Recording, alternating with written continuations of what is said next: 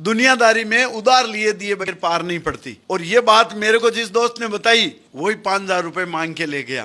बोले भाई साहब कल लौटाता हूँ। मैं 2 दिन वेट करने के बाद उन्होंने कहा क्या हुआ?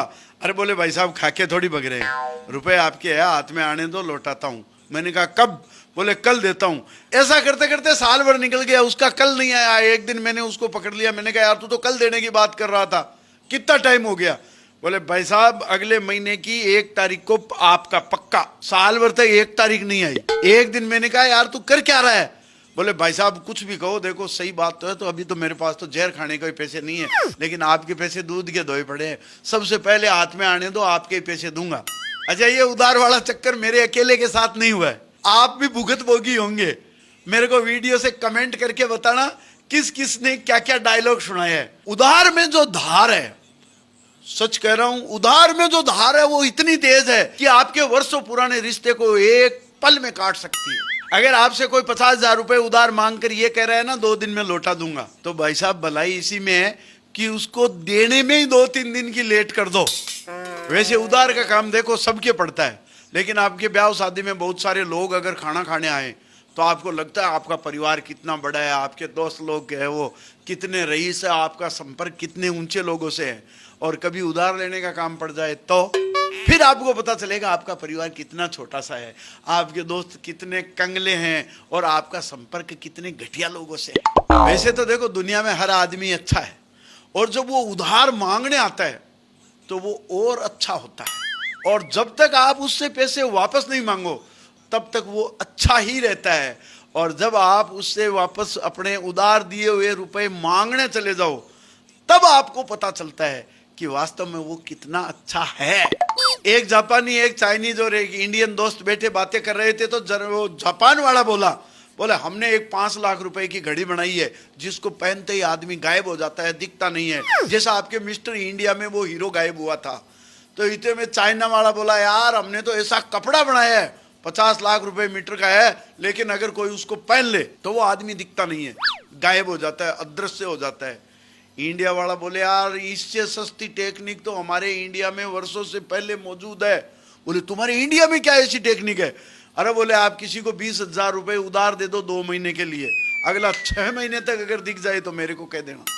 जापानी बोला हम जापानी लोग टाइम के इतने पंचुअल कि ऑफिस टाइम से 2 घंटे पहले पहुंच जाते हैं। चाइनीज बोला हम भी कम नहीं है, हमारा देश भी इसीलिए आगे है, हम चाइनीज लोग ऑफिस टाइम में कभी 1 घंटे भी लेट नहीं होते। इंडिया वाले बोले यार हम तुमसे बहुत एडवांस है, हमारी टेक्निक दूसरी है। आप किसी को उधार लेने वाले को 7 बजे का टाइम देके देख लो, अगला बंदा 6:45 पर आपके घर के दरवाजे पर मिलेगा, और 6:59 पर तो आपके घर के दरवाजे की घंटी बजा देगा। इसे कहते हैं टाइम की पंचुअलिटी।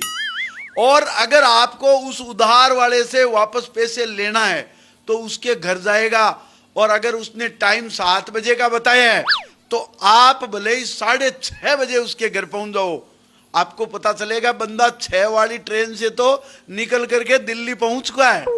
किस किस के घर में क्या प्रॉब्लम चल रही है, अगर इसकी सटीक जानकारी चाहिए, 100% सही जानकारी, तो आप बंदे को बोतल लेके साथ में बैठो, और सारी प्रॉब्लम जाननी है, 101% से 500 गुना ज्यादा प्रॉब्लम जाननी है, तो भाई साहब उसको 1,500 रुपए उधार देके देखो। किसी आदमी की मौत पर घर वालों से ज्यादा दुख तो उस आदमी को होता है जिसने उधार रुपए दे रखे हैं, और दुश्मन से ज्यादा खुशी उस आदमी को होती है जिसने मरने वाले से रुपए उधार ले रखे।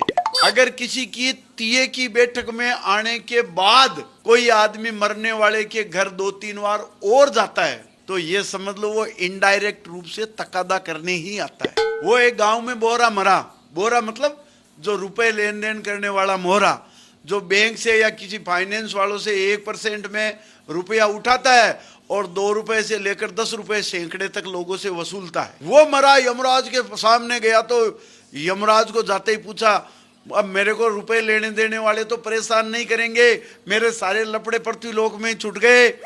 यमराज जी बोले बिल्कुल छूट गए, क्योंकि तुमने जिन लोगों से रुपया ले रखा था वो सारे लोग तो नरक में गए हैं, और तुम्हारे रुपये से जो लोग मौज कर रहे थे वो आज भी स्वर्ग में मौज कर रहे हैं। तो बोले भगवान मेरा क्या होगा, मैं स्वर्ग में गया तो मेरे को वो परेशान करेंगे, नरक में गया तो ये परेशान करेंगे। भगवान बोले टेंशन की जरूरत नहीं है, लोगों को पाप पुण्य की सजा देने के लिए बिचौलिए के रूप में हम तुम्हें इस्तेमाल करेंगे और इससे अब की बार डबल का टारगेट देकर वापस पृथ्वी लोग तुझे ही भेजेंगे। अपनी सरकार तो किसानों के 50,000 रुपए लोन तो इसलिए माफ कर देती है कि वहां से वसूली के तो पैसे आने नहीं है, और जो वसूली वाले अधिकारी जाते हैं उल्टे उनके जाने पर 50-60 हजार रुपए और खर्च हो जाते हैं। मुझे पता है रुपया हाथ का मेल है, इसलिए मैंने आज तक उधार मांगने वाले को मना नहीं किया। ये अलग बात है कि दिया भी नहीं। भाई मैं काहे को टेंशन लूं, दिन में मेरे पास 14 फोन तो आते हैं लोन देने वालों के, बैंक वालों के, फाइनेंस वालों, और 4 फोन आते हैं उधार मांगने वालों के। तो मैं लोन देने वालों के फोन आते हैं उनको तो लोन लेने वालों के फोन नंबर अवेलेबल करा देता हूं, और लोन लेने वालों को लोन देने वालों के फोन नंबर अवेलेबल करा देता हूं। अब अगर भाई साहब आपके पास किसी बैंक वाले के, किसी फाइनेंस वालों के लोन के लिए फोन आ रहा है तो ये समझ लेना आपके भाई ने निस्वार्थ रूप से ये सेवा निःशुल्क आपके लिए कर दी।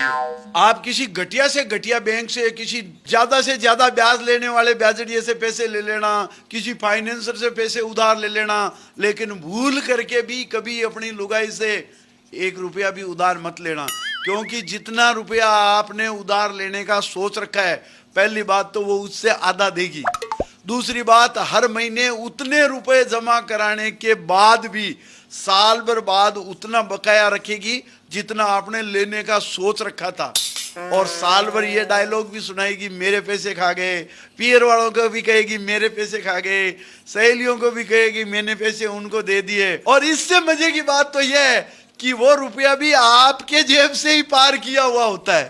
हमारे ऋषि चारवाक ने एक सिद्धांत दिया था उधार का, वो हमारे महान ऋषि चारवाक ने सिद्धांत दिया, जब तक जियो सुख से जियो, उधार लेकर के घी पियो। कहने का मतलब है कि उधार के पैसे मत लौटाओ, उल्टे जो पैसे लाए हो उनसे खाओ पियो, घी खा पी करके बॉडी बनाओ, और इतने तंदुरुस्त हो जाओ कि अगला आदमी लड़ झगड़ के भी आपसे पैसे नहीं निकलवा सके। मैंने अपने फोन की सिम की शिकायत के लिए कस्टमर केयर पर फोन किया। मैंने कहा यार भाई साहब आपका नेटवर्क नहीं मिल रहा है, किसी आदमी से बात कर रहा हूँ हो नहीं रही है। उसने सारा चेक किया, उसके भी समझ में नहीं आया, उसने सीनियर से बात कराई, मैंने उसको प्रॉब्लम बताई। मैंने कहा भाई साहब इन नंबरों पर मैं फोन कर रहा हूँ और वहाँ आपका नेटवर्क नहीं मिल रहा है। सीनियर वास्तव में सीनियर था, उसने कहा भाई साहब आपने पैसे उधार दे रखे है क्या? मैंने कहा हाँ। बोले भाई साहब उधार ये तक तो हमारा नेटवर्क भी नहीं जा सकता, माफ करना। कहते हैं अय निज परो गणना लघु चेत साम उधार चरिताना तू वसुदेव कुटुंबकम। तो इसका अर्थ सरल बताते हैं हम, ये तेरा है ये मेरा है, ये ओछी बुद्धि के लोग सोचते हैं। उधार चरिताना तू वसुदेव कुटुंबकम, यानी उधार मांगने वालों के लिए तो ये पूरी दुनिया ही परिवार है और यही अपना धर्म है। और जब पूरी दुनिया अपना परिवार है तो फिर किसी से मांगने में क्या शर्म है।